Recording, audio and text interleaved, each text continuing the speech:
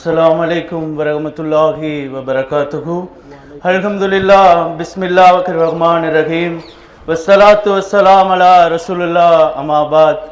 அளவற்ற அருளாளனும் நிகரற்ற அன்புடையவனுமாகிய எல்லாம் வல்ல ஏக இறைவனுடைய திருப்பெயரை கொண்டு ஆரம்பம் செய்கிறேன். எல்லா புகழும் அகிலத்தையும் படைத்தாளுகிறதான அல்லாஹ்வுக்கே உரித்தாகட்டும். சாந்தி சமாதானம் நம்முடைய உயிரிலும் மேலான இறுதி தூதர் முகமது ரசூலுல்லாஹ் ஸல்லல்லாஹு அலைஹி வஸல்லம் அவர்கள் மீதும் அவருடைய உற்றார் உறவினர்கள், இந்த மார்க்கத்துக்காக உயிர் நீத்ததான சகாபாக்கள் அனைவரின் மீதும் இந்நாள் வரைக்கும் அல்லாஹ்வுக்காகவும் அல்லாஹ்வினுடைய மார்க்கத்துக்காகவும் பல சோதனைகளையும் பல துன்பங்களையும் சகித்து கொண்டிருக்கிறதான எல்லா முஸ்லிம்களின் மீதும் உலகத்தில் இருக்கிற அனைத்து முஸ்லிம்களின் மீதும் அந்த சாந்தியும் சமாதானமும் உண்டாகட்டும் என்று பிரார்த்தித்தவனாக என்னுடைய உரையை ஆரம்பம் செய்கிறேன்.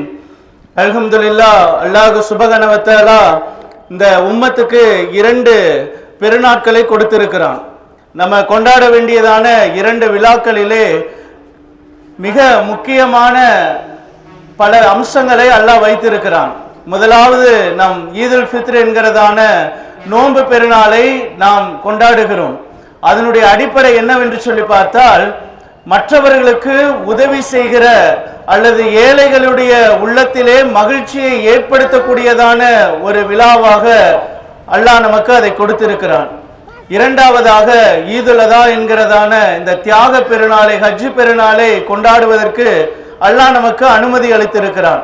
இதனுடைய முக்கியத்துவம் என்னவென்று சொல்லி பார்த்தால், இது மற்றவர்களுக்கு உணவளிக்க கூடியதான, ஏழைகளுக்கு உணவளிக்க கூடியதான ஒரு தியாகத்தினுடைய வெளிப்பாடாக அல்லாஹ் இந்த பெருநாளை நமக்கு கொடுத்திருக்கிறான். இந்த ஈதுடைய நாளிலே அல்லாஹ் சுப்ஹானஹு வ தஆலா எப்படியாக உங்களையும் என்னையும் ஒன்று கூட்டினானோ, அதே போல ஒரு நாள் ஜன்னத்துல் பிரதோஸ் என்கிறதான அந்த உயர்ந்த சொர்க்கத்திலே அல்லாஹ் சுப்ஹானஹு வ தஆலா நம் அனைவரையும் சேர்த்து வைப்பானாக. அது மட்டுமல்ல, அல்லாஹ் சுப்ஹானஹு வ தஆலா முகமது ரசூலுல்லாஹ் ஸல்லல்லாஹு அலைஹி வஸல்லம் அவர்களும் அவருடைய சகாபாக்களும் எந்த இடத்தில் இருக்கிறார்களோ அந்த இடத்திலே நம்மை எழுப்பி அந்த இடத்திலேயே நம்மை மகிழ்ச்சியோடு வைத்துக் கொள்வானாக. அல்லாஹ் நமக்கு கொடுத்திருக்கிற பெரிய பாக்கியம் இந்த உலகத்துல நம்மளை முஸ்லீம் ஆக்கி இருக்கிறது. இந்த இஸ்லாம் என்பது சாதாரணமான ஒரு வார்த்தையோ அல்லது ஒரு மதமோ ஒரு காரியமோ கிடையாது. அல்லாஹ் நமக்கு கொடுத்திருக்கிற ஒரு பெரிய பொக்கிஷம் இந்த இஸ்லாம் என்கிற மார்க்கம். இந்த மார்க்கத்தை நாம் அடைந்து கொள்வதற்கு நம்ம ஏதாவது முயற்சி செய்தோமா என்று சொல்லி பார்த்தால் எதுவும் கிடையாது. அல்லாஹ் சுப்ஹானஹு வ தஆலா நம்மை பிறப்பிலேயே சிலரை முஸ்லீம் ஆக்கி இருக்கலாம், அல்லது அல்லாஹ் சிலரை தன்னுடைய மார்க்கத்திலே இணைத்து கொண்டிருக்கலாம். அல்லாஹ் சொல்லுகிறான், ரசூலுல்லாஹி ஸல்லல்லாஹு அலைஹி வஸல்லம் அவர்கள் தன்னுடைய சிறிய தந்தைக்காக துஆ செய்கிறார்கள், அல்லாஹ் இவருக்கு இந்த மார்க்கத்தை கொடுத்து விடு என்று சொன்ன பொழுது அல்லாஹ் சொல்ல, யா நபியே, நீங்க யாருக்கெல்லாம் இந்த மார்க்கத்தை கொடுக்கணும்னு விரும்புறீங்களோ அவங்களுக்கு நாங்க கொடுக்க மாட்டோம். இந்த மார்க்கத்தை நான் நேசிக்கிறவங்களுக்கு, நாங்க யாருக்கு கொடுக்கணும்னு நினைக்கிறோமோ அவங்களுக்கு தான் அந்த மார்க்கத்தை கொடுப்போம்னு அல்லாஹ் சொன்னான். அப்படிப்பட்ட ஒரு பெரிய விலை மதிப்பற்ற இந்த உலகத்துல சொத்து என்று சொன்னால் அது இஸ்லாம் என்கிற இந்த மார்க்கம் தான். இந்த மார்க்கத்தை அல்லாஹ் சுப்ஹானஹு வ தஆலா நமக்கு கொடுத்திருக்கிறான். இந்த நாள் எப்படிப்பட்ட நாள் என்று சொன்னால், அல்லாஹ்வினுடைய பார்வையிலே ஒரு சிறப்பான நாளாக இருக்கிறது. அல்லாஹ்வினுடைய சிறப்பான நாள் என்றால் அது என்னவென்று சொல்லி பார்த்தால், அறுத்து பலியிடக்கூடியதான நாள். அல்லாஹ்வினுடைய பார்வையிலே அது சிறப்பான ஒரு நாள், அது மகத்துவமான நாளா இருக்கிறது. அந்த மகத்துவமான நாளை அடையக்கூடிய பாக்கியத்தை அல்லாஹ் சுப்ஹானஹு வ தஆலா எனக்கும் உங்களுக்கும் இந்த நாளிலே தந்தருளி இருக்கிறான். அல்ஹம்துலில்லாஹ், அல்லாஹு அக்பர். அல்லாஹ் இந்த நாளிலே ஹஜ் செய்த ஒவ்வொருவருடைய அந்த அமல்களையும் ஏற்றுக்கொண்டு அவர்களுக்கு நன்மைகளை வாரி வழங்கி கொண்டிருக்கிறான். ஒவ்வொருடைய பாவங்களையும் அல்லாஹ் சுப்ஹானஹு வ தஆலா மன்னித்து கொண்டிருக்கிறான். அவருடைய எல்லா ஹஜ்ஜினுடைய அமல்களையும் இபாதத்துகளையும் அல்லாஹ் சுப்ஹானஹு வ தஆலா ஏற்றுக்கொள்வானாக.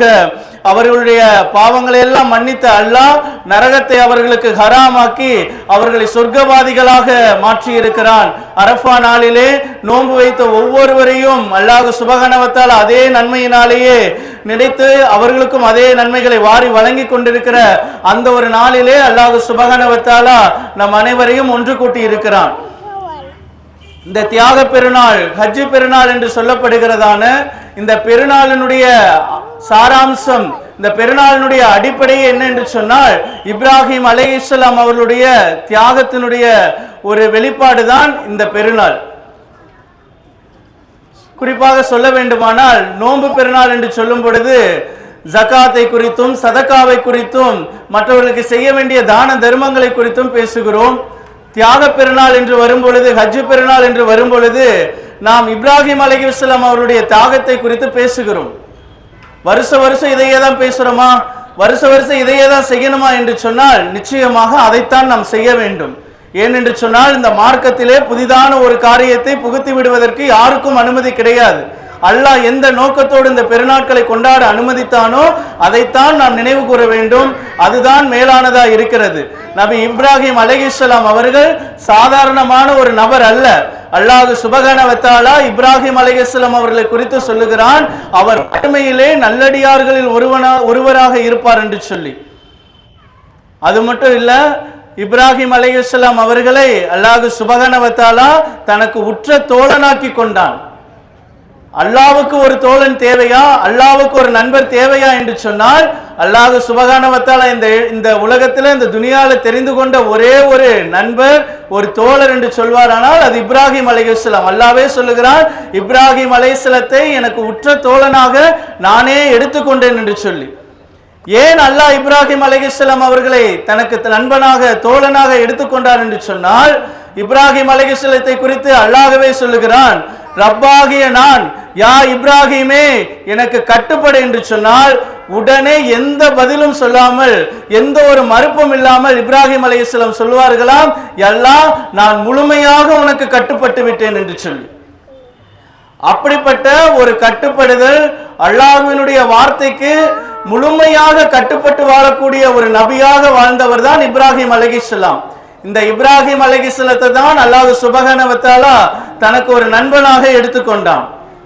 இந்த இப்ராஹிம் அலைஹிஸ்ஸலத்தினுடைய கட்டுப்படுதல் எப்படிப்பட்டது என்று சொல்லி நாம் பார்ப்போமானால், இப்ராஹிம் அலைஹிஸ்ஸலாம் தன்னுடைய வாழ்நாள் முழுவதிலுமாக அல்லாஹ்வுக்கு எதிராக எந்த ஒரு காரியத்தையும் செய்ததில்லை. அல்லாஹ் என்ன சொல்லுகிறானோ அதுக்கு எந்த மாறும் செய்யாமல் அதை முழுமையாக நிறைவேற்றுவதற்கு தன் முழு மனதோடு அதை ஏற்றுக்கொள்வாங்க. அப்படிப்பட்ட ஒரு நபிதான் இப்ராஹிம் அலைஹிஸ்ஸலாம். இப்ராஹிம் அலைஹிஸ்ஸலாம் இந்த தௌஹீதுக்காக, லா இலாஹா இல்லல்லாஹ் என்கிறதான இந்த ஒரு கலிமாவுக்காக அவர்கள் எத்தனையோ சோதனைகளையும் எத்தனையோ வேதனைகளையும் கஷ்டங்களையும் சகித்துக் கொண்டார்கள். சிலை செய்து பிழைப்பு நடத்தி கொண்டிருந்ததான ஒரு குடும்பத்திலே பிறந்த இப்ராஹிம் அலைஹிஸ்ஸலாம் அவர்களுடைய எண்ணத்திலே ஒரு நாளிலே தோன்றுகிறது, நம்முடைய கண்களுக்கு முன்பதாக எத்தனையோ காரியங்கள் எல்லாம் இருக்கிறது, ஆனா இவைகளெல்லாம் எந்த ஒரு செயல்பாடற்றும் இருக்கிறது, யார்தான் உண்மையான இறைவன் என்று தேடி பார்க்கும்படியாக ஒரு நாள் சூரியனை இப்ராஹிம் அலைஹிஸ்ஸலாம் பார்க்கிறார். அது காலையிலே உதித்து மாலையிலே மறைந்து விடுகிறது. மறுபடியும் சந்திரனை பார்க்கிறார், அதுதான் இந்த உலகத்தில் பெரிதாக இருக்கிறது, அது ஒரு வேளை இறைவனாக இருக்குமோ என்று சொல்லி பார்க்கிறார்.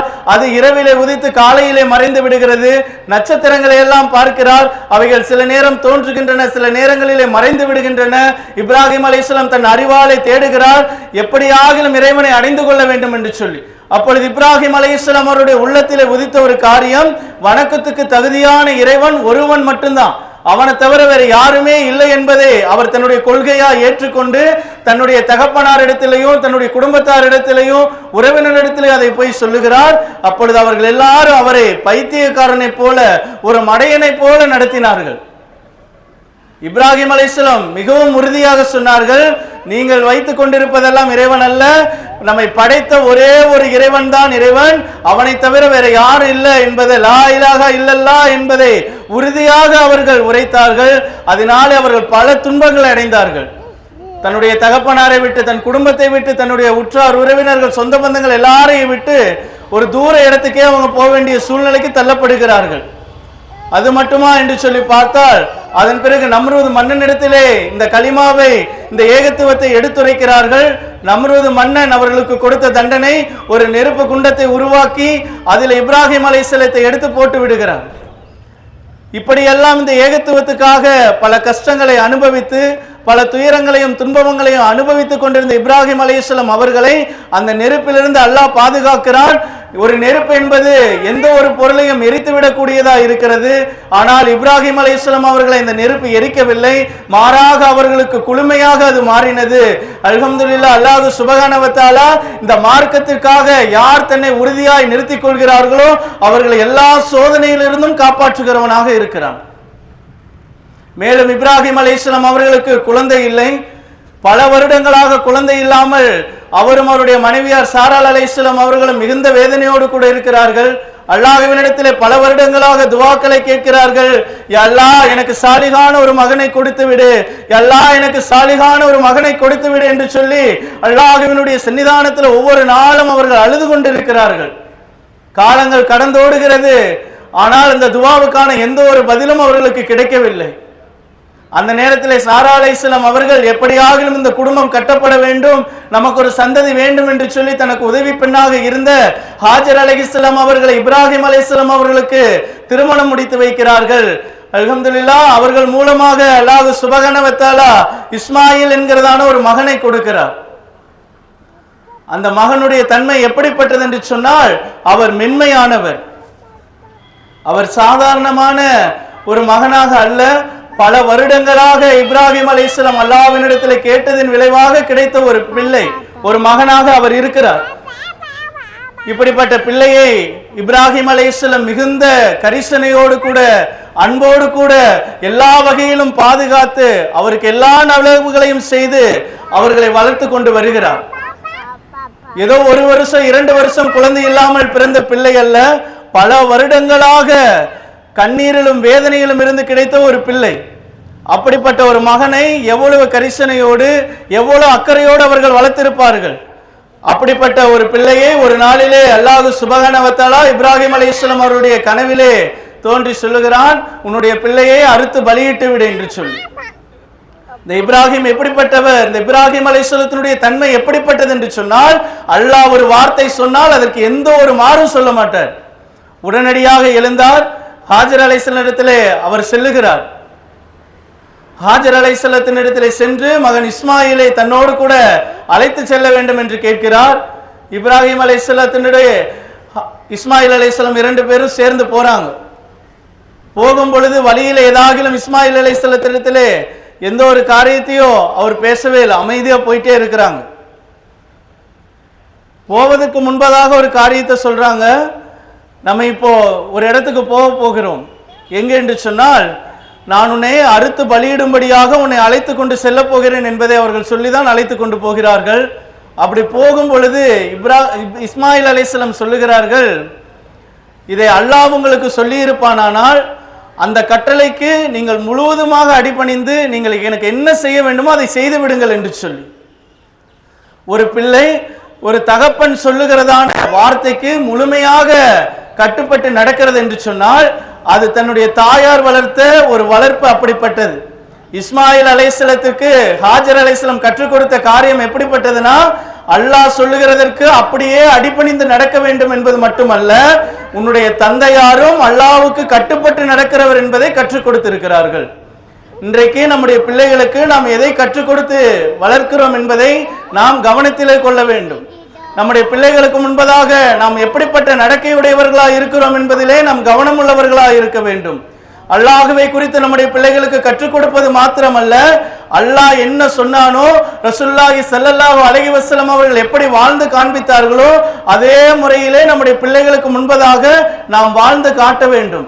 அந்த வாழ்க்கை தான் அவர்களை அல்லாஹ்வுக்கு முன்பதாக சிறந்தவர்களாக, அல்லாஹ்வுக்கு பிரியமானவர்களாக நிறுத்தும்.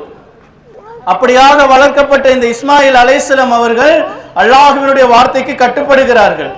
இந்த இஸ்மாயில் அலைஹிஸ்ஸலாம் அவர்களுக்கு ஹாஜர் அலைஹிஸ்ஸலாம் எப்படி இந்த தீனை கற்றுக் கொடுத்தார்கள் என்று சொன்னால், அவர்கள் சிறு வயதில் இருக்கும் பொழுது ஒரு நாளிலே அல்லாஹ் சுப்ஹானஹு வ தஆலா இப்ராஹிம் அலைஹிஸ்ஸலாம் அவர்களிடத்திலே சொல்லுகிறான், நீங்கள் இந்த பிள்ளையையும் அதனுடைய தாயாகிய ஹாஜரையும் அழைத்து கொண்டு போய் ஒரு வறண்ட நிலத்திலே, ஒரு பாலைவனத்திலே கொண்டு போய் விட்டுவிடுங்கள் என்று சொல்லி.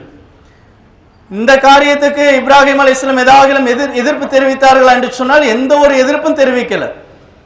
அந்த நேரத்தில் என்ன செய்தாங்கன்னா, ஹாஜர் அலைஹிஸ்ஸலாத்தையும் இஸ்மாயில் அலைஹிஸ்ஸலாத்தையும் அழைத்து கொண்டு ஒரு பொட்டல் காடை போல எந்த ஒரு மரமோ செடியோ கொடியோ கனிகளோ அல்லது நீரோ இல்லாத ஒரு வறண்ட நிலத்திலே கொண்டு போய் தன்னுடைய மனைவியும் பிள்ளையும் விட்டுவிட்டு வருகிறார்கள்.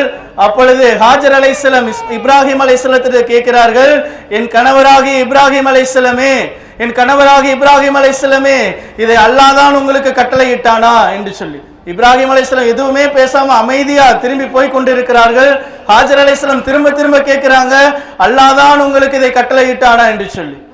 இப்ராஹிம் அலைஹிஸ்ஸலாம் திரும்பி சொன்னார்கள், ஆம் என்று சொல்லி அமைதியா போயிட்டாங்க. அப்போ ஹாஜர் அலைஹிஸ்ஸலாம் சொன்னாங்க, அல்லாஹ் இதை உங்களுக்கு கட்டளையிட்டு இருப்பானால் நிச்சயமாக இந்த பாலும் வனாந்தரத்திலே, இந்த பாலைவனத்திலே அந்த அல்லாஹ் எங்களை காப்பாற்றுவான் என்று சொல்லி, எங்களுக்கு தேவையான எல்லாவற்றையும் கொடுப்பான் என்று உறுதியோடு கூட இருந்தார்கள். இந்த ஹாஜர் அலைஹிஸ்ஸலாம் ஏதோ ஒரு அரண்மனையில பிறந்தவர்கள் அல்ல, ஏதோ ஒரு நபியினுடைய மகள் அல்ல, ஒரு சாதாரணமான ஒரு உதவி பெண்ணாய் இருந்தவர்கள். ஆனால் இந்த ஹாஜர் அலைஹிஸ்ஸலாம் அவர்கள் சாரா அலைஹிஸ்ஸலாம் அவரிடத்தில் உதவி பெண்ணாய் இருந்த பொழுது கற்றுக்கொண்டது என்னன்னா, இந்த அல்லாஹ் எப்படியாகிலும் எங்களை காப்பாற்றுவான் என்பதை அவர்கள் அறிந்து கொண்டார்கள். நம்மளிடத்தில் வேலை செய்கிறவர்கள், நம்மோடு கூட பயணிக்கிறவர்கள், நாம் வேலை செய்கிற இடத்துல இருக்கிறவர்கள் நம்மை குறித்தும் அல்லாஹுவை குறித்தும் என்ன எண்ணம் கொண்டு இருக்கிறார்கள் என்பதை நாம் கவனத்திலே கொள்ள வேண்டும். நம்மோடு கூட இருக்கிறவர்கள் அல்லாஹுவினுடைய தன்மையை அறிந்து கொள்ள வேண்டும். அல்லாஹ் காப்பாற்றக்கூடியவன், அல்லாஹ் உதவி செய்யக்கூடியவன் என்பதை ஹாஜர் அலைஹிஸ்ஸலாம் அறிந்திருந்ததுனாலதான் அந்த பாலைவனத்திலும் அவர்கள் எந்த ஒரு காரியமே இல்லாம வெறுமையாக விடப்பட்ட நிலையில கூட அல்லாஹ் எங்களை காப்பாற்றுவான் என்கிற நம்பிக்கையிலே அவர்கள் உறுதியாக இருந்தார்கள். அப்படியாக உறுதியாக இருந்த ஹாஜர் அலைஹிஸ்ஸலாத்துக்கு உடனடியாக எந்த ஒரு நன்மையோ எந்த ஒரு பிரதிபலனோ கிடைத்து விடவில்லை. அவர்கள் வைத்திருந்த தண்ணீர் எல்லாம் காலியாகி விட்டது. தாகத்தினாலே நாவறண்டு போய் கொண்டிருக்கிறார்கள். பிள்ளை பசியினாலே கதறி கொண்டிருக்கிறது. இன்னும் கொஞ்ச நேரத்தில் இஸ்மாயில் அலைஹிஸ்ஸலாத்தினுடைய உயிர் பிரிந்து விடுகிற அளவுக்கு அவர்களுக்கு வேதனை வந்து விட்டது. ஒரு தாயாகிய ஹாஜர் அலைஹிஸ்ஸலாம் அவர்கள் தன்னுடைய பிள்ளையினுடைய இந்த மரணத்தை காண முடியாமல் அங்கும் இங்குமாக ஓடிக்கொண்டிருக்கிறார்கள். எப்படியாகிலும் என்னுடைய பிள்ளைக்கு ஏதாகிலும் கிடைத்து விடாதா, என் பிள்ளை எப்படியாகிலும் காப்பாற்றி விட மாட்டேனா என்று சொல்லி ஓடிக்கொண்டிருக்கிற அந்த நிலையிலே சஃபாவுக்கும் அருவாவுக்கும் இடையிலே தொங்கு ஓட்டமாக அந்த மலையின் மீது ஏறி நின்று யாராகிலும் இந்த வழியிலே வழிபோக்கர்களோ அல்லது தொழில் செய்கிறவர்களோ வந்து விட மாட்டார்களா, அவர்களால் என் பிள்ளைக்கு ஏதாகிலும் உதவி கிடைத்து விடாதா என்று சொல்லி ஓடிக்கொண்டிருந்த அந்த நேரத்திலே பிள்ளை தன்னுடைய கால்களை தரையிலே அடித்து அடித்து கதறி துடித்துக் கொண்டிருக்கும் பொழுது அல்லாஹ் சுப்ஹானஹு வ தஆலா அந்த இடத்திலேயே ஒரு நீரூற்றை உருவாக்கினார். அந்த நீரூற்றானது இன்றைக்கு வரைக்குமாக வற்றாத ஒரு நீரூற்றை போல ஜம்ஜம் என்கிற பெயரிலே நம்ம எல்லாரும் அதை அறிந்து கொண்டிருக்கிறோம். அந்த தண்ணீரினாலே ஹாஜர் அலைஹிஸ்ஸலாம் அவர்கள் இஸ்மாயில் அலைஹிஸ்ஸலாத்தினுடைய தாகத்தை தீர்த்தார்கள். இன்றைக்கு சாதாரண பொட்டல் காடாக வறண்ட நிலமாக இருந்த பாலைவனம் இன்றைக்கு பெரிய அளவிலே உலகம் எங்கும் அறியப்படத்தக்கதான மக்கா நகரமாக மாறி இருப்பது, பெரிய பெரிய கட்டடங்கள், எல்லா உயர்ந்த அந்தஸ்துகளில் இருக்கிறவர்களை கொண்ட ஒரு பட்டணமாக ஒரு நகரமாக மாறிக்கொண்டிருக்கிறது என்று சொன்னால் ஹாஜர் அலைஹிஸ்ஸலாம் அந்த இடத்திலே செய்த தியாகம், இப்ராஹிம் அலைஹிஸ்ஸலாம் அந்த இடத்திலே வைத்த அந்த ஈமான் இன்றைக்கும் பலமாக இந்த முழு உம்மத்துக்கும் இந்த முழு உலகத்துக்கும் எடுத்துக்காட்டாய் இருக்கிறது. ஒரே ஒரு பிள்ளைக்காக அல்லாஹ் கொடுத்ததான அந்த நீர் இன்றைக்கும் வற்றாமல் இந்த உலகம் முடியும் வரைக்கும் அது வந்து கொண்டே இருக்கும்.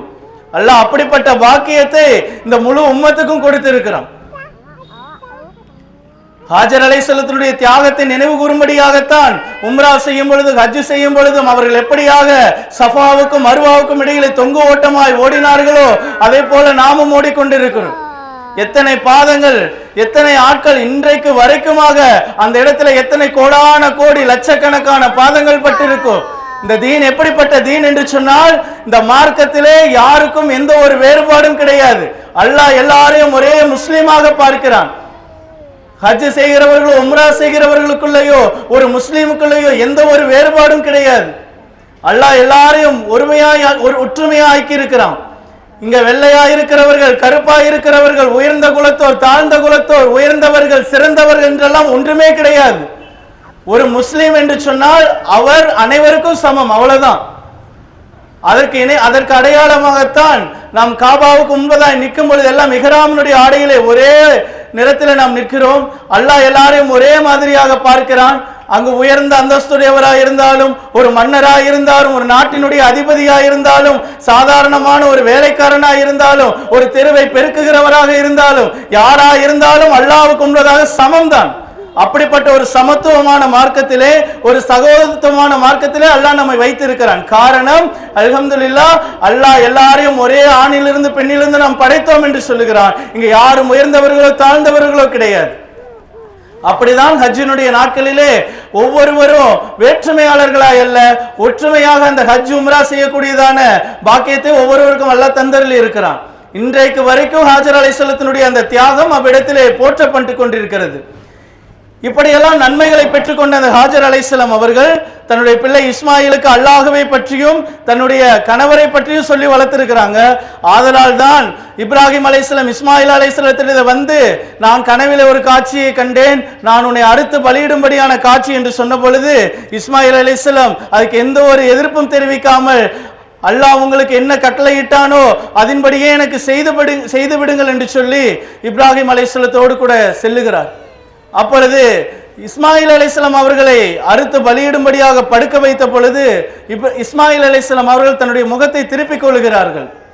இப்ராஹிம் அலைஹிஸ்ஸலாம் கேட்கிறார்கள், இஸ்மாயில், ஏன் உங்களுடைய முகத்தை திருப்பிக் கொண்டீர்கள் என்று சொல்லி. அப்ப இஸ்மாயில் அலைஹிஸ்ஸலாம் சொல்லுகிறேன், தந்தையே, ஒருவேளை என்னுடைய முகத்தை பார்த்து உங்களுக்கு எந்த ஒரு கருணையோ இரக்கமோ வந்துவிடக் கூடாது, அதனால அல்லாஹ்வினுடைய கட்டளையை நீங்கள் நிறைவேற்றாமல் விட்டுவிடக் கூடாது என்பதற்காக நான் என்னுடைய முகத்தை திருப்பிக் கொண்டேன் என்று சொன்னார். மேலுமாக சொல்லுகிறார், என் தந்தையாக இப்ராஹிம் அலைஹிஸ்ஸலாம் அவர்களே, என்னுடைய முகத்தை பூமிக்கு நேராக திருப்பி விடுங்கள், என்னுடைய கண்களினுடைய ஈரத்தை பார்த்து உங்களுக்கு இரக்கம் வந்துவிடக் கூடாது, அல்லாஹ்வினுடைய கட்டளையை நிறைவேற்ற வேண்டும் என்று சொல்லி முழு மனதாக தன்னை அர்ப்பணித்த இஸ்மாயில் அலைஹிஸ்ஸலாம், இன்றைக்கு அல்லாஹ்வினுடைய அடியார்களாய் இருக்கிற நாம் அல்லாஹ்வினுடைய கட்டளைக்கு எவ்விதமாய் கீழ்ப்படுகிறோம் என்பதை நினைவு கூற வேண்டும். இன்றைக்கு அல்ஹம்துலில்லாஹ் குர்பானி கொடுப்பதற்கு நாம் எல்லாரும் தயாராக இருக்கிறோம். காலையிலே திரளிலே தொழுக வேண்டும் என்பதிலே நாம் உறுதியாக இருக்கிறோம், அதற்காக வந்திருக்கிறோம். நோன்பு வந்துவிட்டால் நாம் நோன்பு நாட்களிலே நோன்பு நோட்கிறோம், தஹஜ்ஜுதினுடைய தொழுகைகளை தொழுகிறோம், இரவிலே தராவி தொழுகை தொழுகிறோம், இதையெல்லாம் செய்கிறோம். இதெல்லாம் ரசூலுல்லாஹி ஸல்லல்லாஹு அலைஹி வஸல்லம் நமக்கு காட்டி கொடுத்த வழிமுறைகள், அல்லாஹ் நமக்கு கட்டளையிட்ட காரியங்கள், இதையெல்லாம் நிறைவேற்றுகிறோம். இதெல்லாம் எப்படிப்பட்ட காரியங்கள் என்று சொன்னால் வெளிப்படையான காரியங்கள், மற்றவர்களுடைய கண்களுக்கு முன்பதாக தெரியக்கூடிய காரியங்கள். அல்லாஹ் எதை விரும்புகிறான் என்று சொன்னால் அவனுடைய கட்டளைக்கு கீழ்ப்படிய வேண்டும் என்பதை விரும்புகிறான். நாம் கீழ்ப்படுகிற காரியங்கள் அதிகமாக வெளிப்படையான காரியங்களாக இருக்கிறது. மற்றவர்கள் கண்களுக்கு தெரியக்கூடிய காரியங்களுக்கு நாம் எளிதிலே கீழ்ப்படிந்து விடுகிறோம். ஆனால் கண்களுக்கு மறைவான சில கட்டளைகள் உண்டு. அல்லாஹ் நமக்கு விதித்திருக்கிற கட்டளைகள் இருக்கிறது, அது மற்றவருடைய கண்களுக்கு தெரியாது. அந்த கட்டளைகளுக்கு நாம் கீழ்ப்படுகிறோமா என்பதிலே நாம் கவனமாக இருக்க வேண்டும். அல்லாஹ் மானக்கேடானவைகளை விட்டு விலகச் சொல்லி இருக்கிறான், அருவருப்பானவைகளை விட்டு விலகச் சொல்லி இருக்கிறான், பாவத்தை விட்டு விலகச் சொல்லி இருக்கிறான், தொழுகையை நிலைநாட்ட வேண்டும் என்று சொல்லி இருக்கிறான். இதையெல்லாம் நாம் செய்கிறோமா? நம்முடைய வாழ்நாளில் எத்தனை தொழுகைகளை நாம் விட்டிருக்கிறோம், மறைமுகமாக எத்தனை பாவங்களை நாம் செய்து கொண்டிருக்கிறோம். இதையெல்லாம் அல்லாஹ் காணாதவரை போல பாராதவனை போல இருந்து விடுவானா? அல்லாஹ் எல்லாவற்றையும் கவனித்துக் கொண்டிருக்கிறான் என்பதிலே நாம் கவனம் உள்ளவர்களாக இருக்க வேண்டும். குர்பானி என்பது நம்முடைய கண்களுக்கு முன்பதாக, மற்றவருடைய கண்களுக்கு முன்பதாக நிறைவேற்ற வேண்டியதான ஒரு கடமை. இதை நிறைவேற்றுவதற்கு நாம் எந்த அளவுக்கு ஆர்வம் கொள்கிறோமோ, எந்த அளவுக்கு ஆவலோடு கூட இருக்கிறோமோ, அதே போல அல்லாஹ் நமக்கு கொடுத்த ஒவ்வொரு கட்டளைகளையும் நாம் நிறைவேற்ற அதே ஆவலோடு கூட இருக்க வேண்டும். தொழுகை என்பது நாம் நிறைவேற்ற வேண்டிய பிரதான கட்டளை, அது நிச்சயமாக நாம் செய்ய வேண்டும். அந்த தொழுகையிலே நாம் எவ்வளவு கவனக்குறைவாக இருக்கிறோம் என்பதை நாம் கவனத்திலே கொண்டு இந்த ஈதினுடைய நாளிலே அல்லாஹ்வுடைய கட்டளையை நிறைவேற்றுவதிலே சில காரியங்களை நான் நிறைவேற்றுகிறேன், சில காரியத்தை நான் நிறைவேற்றுவதை விட்டுவிடுகிறேன், எல்லா கட்டளைகளையும் நிறைவேற்றுவதற்கு எனக்கு உதவி செய் என்று சொல்லி அல்லாஹ்வினிடத்திலே பிரார்த்தித்தவர்களாக எந்த ஒரு கட்டளையை நாம் நிறைவேற்றாமல் இருக்கிறோமோ, ஏதோ ஒரு கட்டளை ஆகிலும் அல்லாஹ் இதை நான் இந்த நாளிலிருந்து நிறைவேற்றுவேன் என்கிற ஒரு நியத்தோடு கூட நாம் இந்த இடத்திலிருந்து கடந்து செல்ல வேண்டும். இந்த இப்ராஹிம் அலைஹிஸ்ஸலாம் இவ்வளவு தியாகங்கள் செய்து அல்லாஹ்வுக்காக, அல்லாஹ்வினுடைய தீனுக்காக இவ்வளவு எல்லாம் தியாகங்கள் செய்து வாழ்ந்த இந்த நபிக்கு அல்லாஹ் சுப்ஹானஹு வ தஆலா ஒரு பெரிய காரியத்தை செய்கிறான். இஸ்மாயில் அலைஹிஸ்ஸலாத்தினுடைய கழுத்திலே கத்தியை வைத்த பொழுது இப்ராஹிம் அலைஹிஸ்ஸலாம் மிகுந்த ஒரு மனவேதனை தான் அவங்களுக்குள்ள, தன்னுடைய ஆசை பிள்ளையை, ஆசையாய் வளர்த்த பிள்ளையை அறுக்க போகிறோம் என்று சொல்லி. ஆனாலும் அல்லாஹ்வினுடைய கட்டளை நிறைவேற்றும்படியாக இஸ்மாயில் அலைஹிஸ்ஸலாத்தினுடைய கழுத்திலே கத்தியை வைத்த பொழுது அல்லாஹ் உடனே சொல்லி, இப்ராஹிம், நீங்கள் இப்பொழுது எனக்கு கட்டுப்பட்டவர், நீங்கள் எனக்கு அடிபணிந்து நடக்கிறவர் என்பதை நாங்கள் அறிந்து கொண்டோம். உங்களுக்காக ஒரு ஆட்டை நாங்கள் இறக்கி இருக்கிறோம், இந்த ஆட்டை நீங்கள் அறுத்து பலியிட்டு விடுங்கள் என்று சொல்லி அப்படியாக அல்லாஹ் உதவி செய்கிறான். மேலுமாக இந்த இப்ராஹிம் அலைஹிஸ்ஸலாத்தை இந்த மார்க்கத்திலே அல்லாஹ் மிகுந்த ஒரு கண்ணியத்துக்குரிய இடத்துல வைத்திருக்கிறான். அல்லாஹ் சுப்ஹானஹு வ தஆலா இந்த இப்ராஹிம் அலைஹிஸ்ஸலாத்தை எப்படியாக கண்ணியப்படுத்தி இருக்கிறான் என்று சொன்னால், நம் ஒவ்வொரு நாளும் நம்முடைய உயிரிலும் மேலான உத்தம நபி இறுதி தூதர் முகமது ரசூலுல்லாஹ் ஸல்லல்லாஹு அலைஹி வஸல்லம் அவர்கள் மீது ஸலவாத் ஓதுகிறோம். அந்த ஸலவாத்திலே நாம் ஓதுகிறோம், அல்லாஹும்ம ஸல்லி அலா முஹம்மதின் வ அலா ஆலி முஹம்மதின் கமா ஸல்லைத அலா இப்ராஹீம வ அலா ஆலி இப்ராஹீம இன்னக ஹமீதுன் மஜீத். யா அல்லாஹ், எப்படியாக இப்ராஹிம் அலைஹிஸ்ஸலாம் அவர்களுக்கு நீ சலாமை உண்டாக்கினாயோ, எப்படியாக இப்ராஹிம் அலைஹிஸ்ஸலாம் அவருடைய வாழ்க்கையிலே நீ பரக்கத்தை அளித்தாயோ, அதே போல எங்களுடைய நபியினுக்கு எங்களுக்கு அந்த பரக்கத்தை கொடுத்து விடு, அந்த சமாதானத்தை கொடுத்து விடு என்று சொல்லிதான் நம் இந்த ஸலவாத்தை ஓதுகிறோம்.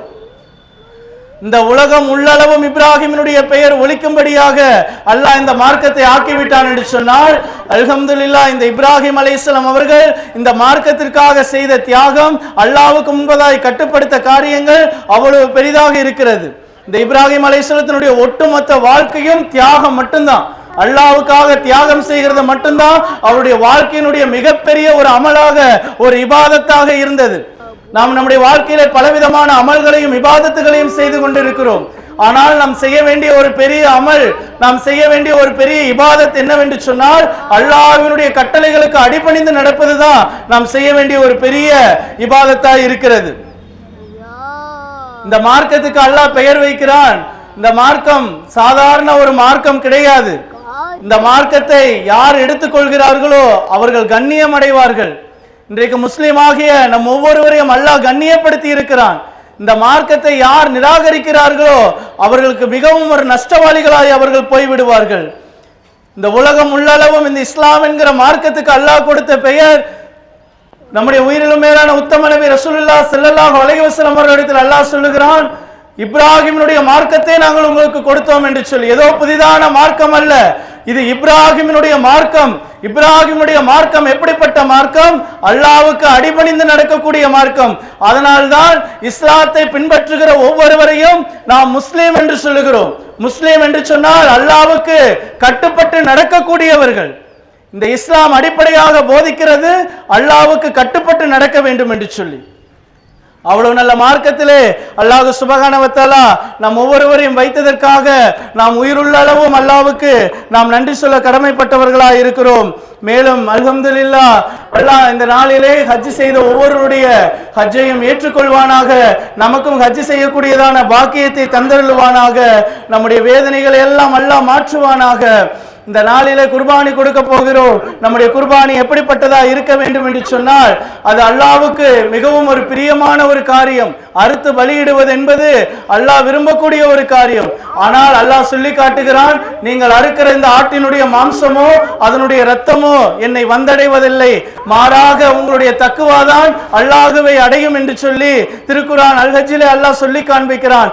ஆகையால் கண்ணியமிக்க அல்லாஹ்வினுடைய அடியார்களே, சகோதர சகோதரிகளே, நாம் கொடுக்கிற குர்பானியானது அல்லாஹ்வினிடத்திலே சென்றடைய வேண்டுமானால் நாம் அதிகமாக தக்வாவுடையவர்களாக இருக்க வேண்டும். இறை அச்சம் என்பது நம்முடைய உள்ளிருந்து அது வர வேண்டிய ஒரு காரியமா இருக்கிறது. சாதாரணமாக ஒரு ஆட்டை அறுப்பதை போல அல்ல, இறை அச்சத்தோடு தக்குவாவோடு கூட அந்த குர்பானியை நாம் கொடுக்கும் பொழுது வல்ல ரஹ்மான் அதை ஏற்றுக்கொள்வான். அதற்கான நன்மைகளை அல்லாஹ் சொல்லி காண்பிக்கிறான். அதற்கான காரியங்களை ரசூலுல்லாஹி ஸல்லல்லாஹு அலைஹி வஸல்லம் அவர்கள் நமக்கு சொல்லி இருக்கிறார்கள். நீங்கள் அறுக்கிறதான ஒரு ஆடோ மாடோ ஒட்டகமோ அதனுடைய ஒவ்வொரு முடிக்கும் அல்லாஹ் ஒரு நன்மையை உங்களுக்கு எழுதுகிறான். ஒரு ஆட்டினுடைய உடம்பில் இருக்கிறதான முடிகளை நாம் எண்ண முடியுமா? அல்லது ஒரு மாட்டினுடைய உடம்பில் இருக்கிற ஒரு முடிகளை நாம் எண்ண முடியுமா? அவ்வளவு எண்ண முடியாத நன்மைகளை குர்பானி கொடுக்கிற ஒவ்வொருவருக்கும் அல்லாஹ் எழுதி கொண்டிருக்கிறான். மேலுமாக அல்லாஹ் சொல்லுகிறான், நம்முடைய ஒவ்வொருடைய பாவங்களையும் அல்லாஹ் மன்னிக்கிறான். குர்பானி கொடுப்பதற்கான வசதி வாய்ப்புகள் இருக்கிறவர்கள் நிச்சயமாக அதை நிறைவேற்ற வேண்டும் என்று சொல்லி இருக்கிறான் அல்லாஹ்.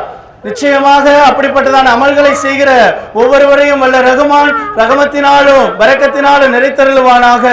இந்த ஈதனுடைய நாளிலே நாம் கூடி வந்திருக்கிற ஒவ்வொருவரையும் அல்லாஹ் ஒரு நாளிலே ஜன்னத்துல் பிரதோஸ் என்கிறதான அந்த இடத்திலே நம்மளை கூட்டி வைப்பானாக.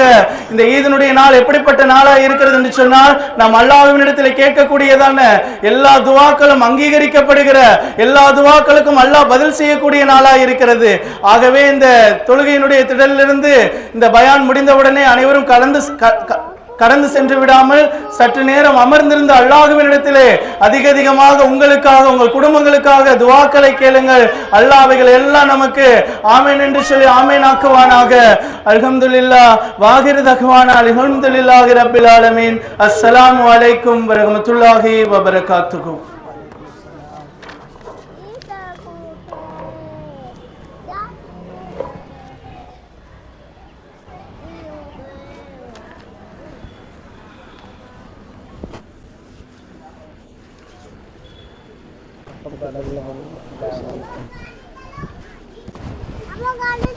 Assalamualaikum.